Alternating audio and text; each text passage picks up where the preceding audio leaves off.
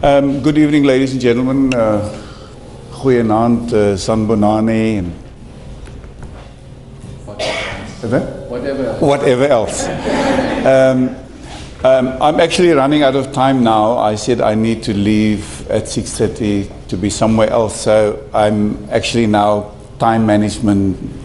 doing time management myself without the egg timer thing there. But Louise did something very unusual to me. Maybe there was a trick in this because they think I'm a politician. She said to the people in the office, that's the message I got when I asked about the nature of the event and so on, don't prepare a speech, just listen to the speakers, is that right? And then in the end, having listened to all of them, you try and say something in response to that. Now, pardon? That was the instruction. So, wel teens. Ek dink is nou baie makliker om vir die Stormers te gaan speel as om nou toespraak te maak, onvoorbereid. Maar just to give myself time in order to work out a speech now, I will say something else while I'm working out something. Brian, jy het ook nou vir my 'n paar goeie goed gegee om aan te werk. Ek doen so die calculaties hier binne en dan sal ek dit sê. But maybe what I should go to straight away is to say the main purpose why I'm here is actually to endorse Partners for Possibilities. Yes, the book, the launch, but that's still a book. It's the concept, it's the dream. And I think very many of you and the people in front here know much more about what's going on and what has been happening over a long period of time in PFP. But as Louise indicated, I know her for quite some time, long before I came to Stellenbosch. And that for me is a guarantee enough that I can support PFP. The days of Symphonia, when Louise, as this energetic person, I should really say rushed into my life. You talked about the coffees, you rushed into my life in Melissa's in Tygerberg, and this is how and where I met you for the first time through your husband. He just told her about me, and I didn't know Louise. And we made an appointment. I was sitting like somebody waiting for a blind date. And she dashed into Melissa's and said, "Ek is Louise." And there we went. And things were never the same again. It is so, yes, for a number of reasons, and maybe the most important thing is because you don't understand the word no. And that's very important, and it's very good, I think, for what you're doing. And this is maybe how you unearth possibilities. And with what you've done here this afternoon and what you've done to me too is no prepared speech. You just come here and listen. And so I had no idea. All I know is that I have to come and endorse. And I am saying to you, doing so happily. First of all, because I've been associated with you and Ben Zander and possibility thinking and all of those things that you exposed me to.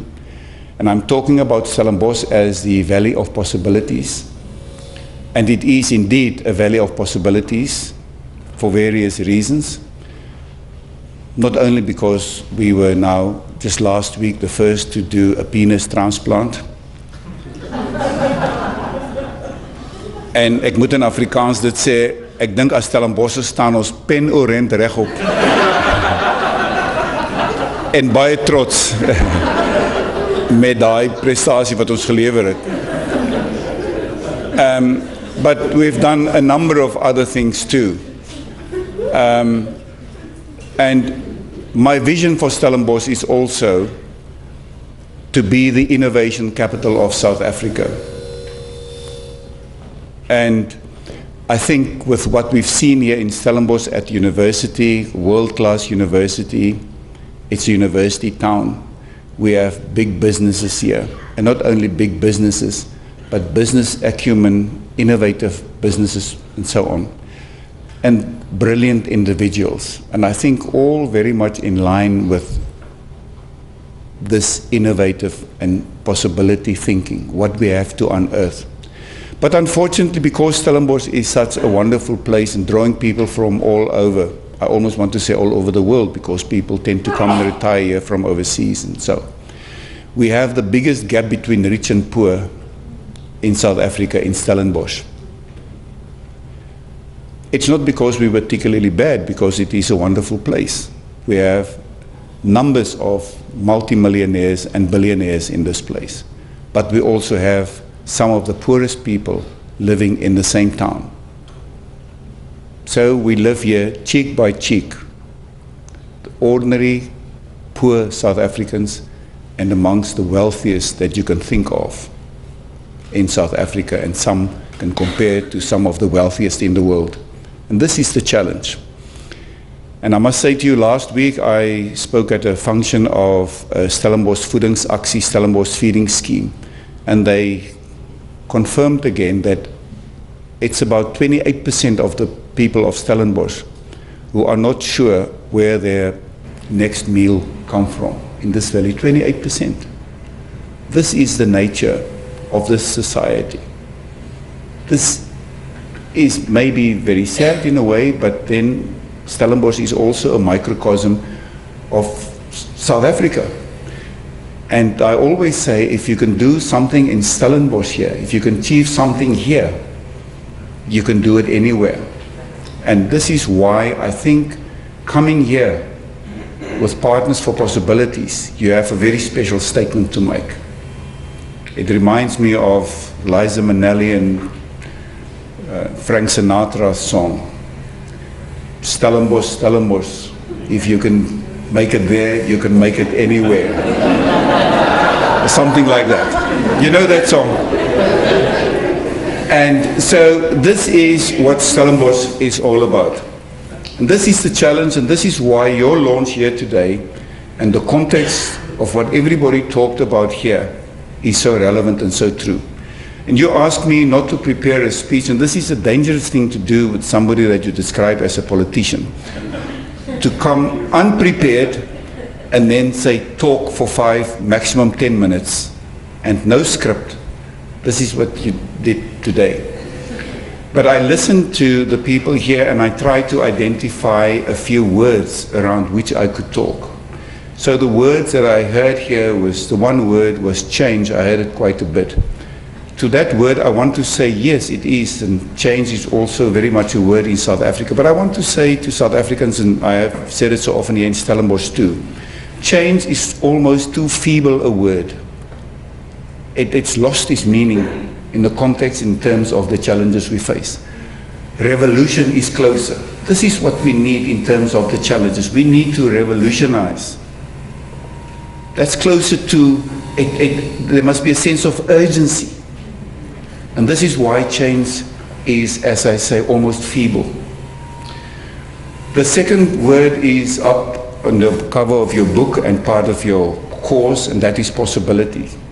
And I think this is, again, neglected for very many years. Professor O'Connell, as you explained, on purpose, by design, over very many years, we neglected the possibilities. We didn't unearth. And today, we have to do something about that. And so very many people have fallen behind.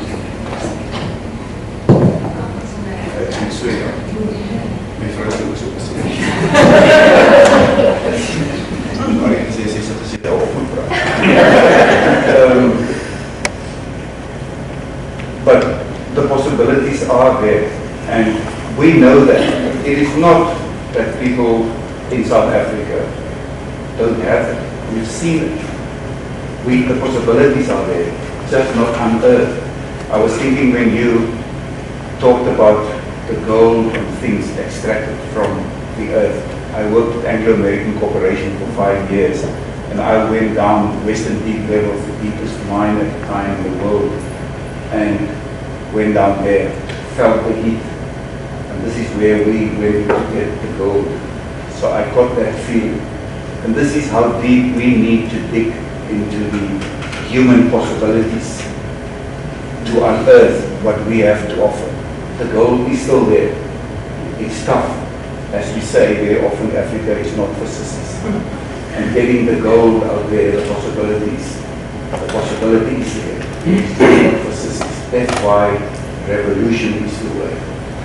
This is it. Then I heard about people being developed. That's also true. Again, it goes with possibilities. I'm just trying to link onto those words as part of my unprepared speech.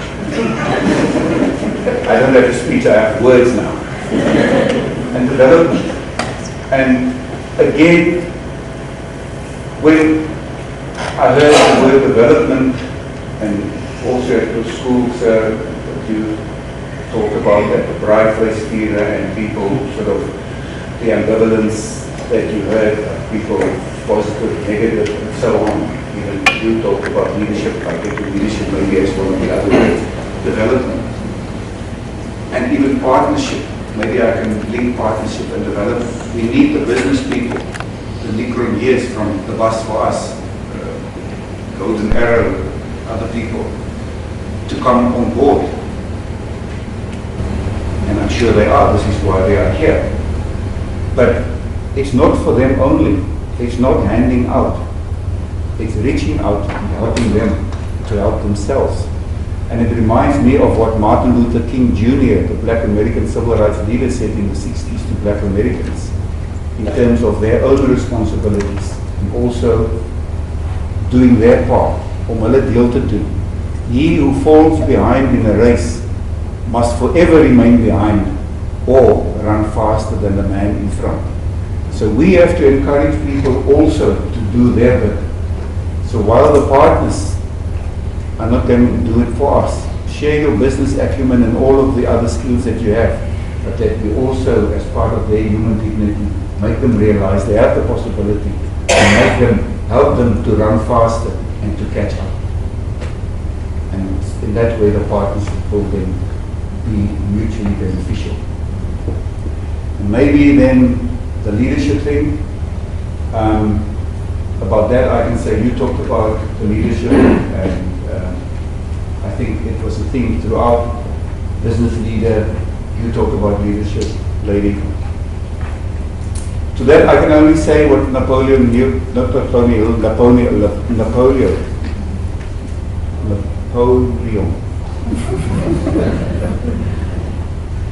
Klein hartgebakte mannetjie. The warrior said, there are all sorts of definitions about leadership and about being a leader. And his definition of leadership simply was, a leader is a dealer in hope. And I think this is so true. This is, you also touched on that somehow, and I thought of that. A leader is a dealer in hope. And there is so much hopelessness. And even people with money have a sense of hopelessness. You can be a billionaire and sit here in Stellenbosch, but somehow, as you explained it, with billions in your pockets, but where is this leading us now? What do I do? So even the wealthiest amongst us can be filled with a sense of hopelessness. And this is why, this theme, we're not disaffected, whether you're a millionaire or a billionaire. And I'm speaking for Stellenbosch as a microcosm of South Africa. We're all affected, we're all in the same boat. Or, Mr. Cronier, ons is allemaal op dieselfde bus. And I want to conclude. I know I have to go. And maybe the last thing is where I started off by saying my vision for Stellenbosch is to be the innovation capital. And I think unearthing the possibilities is very much in line with this innovation capital. It cannot be business as usual. We have to do things differently. We have to be creative. And I think this process, Partners for Possibilities, is certainly taking us in the direction of unearthing the possibilities, giving us opportunity to create, develop, innovate, and bring hope as leaders people really need to thank us.